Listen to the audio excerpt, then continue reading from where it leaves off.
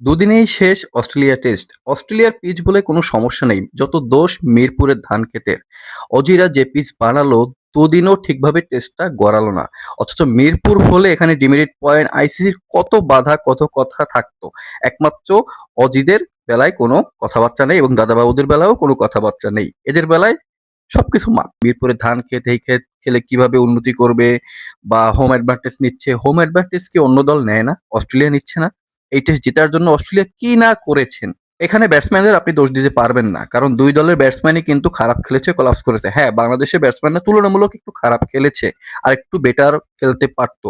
But অস্ট্রেলিয়ার ব্যাটারদের এই অবস্থা কেন? তারা অ্যাশেজ খেলে, সাউথ আফ্রিকার সাথে খেলে, নিউজিল্যান্ডের সাথে খেলে, ভারতের সাথে এত ম্যাচ খেলে, এত ওয়ার্ল্ড ক্লাস ক্রিকেটার, তারা পরীক্ষিত ক্রিকেটার।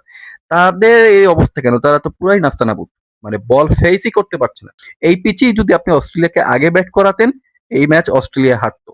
বাংলাদেশের মতো সেম অবস্থা অস্ট্রেলিয়ারও হতো। অস্ট্রেলিয়া বাংলাদেশের দ্বিতীয় টেস্টের ব্যাপারে আপনাদের মতামত থাকলে কমেন্টে জানাতে পারেন।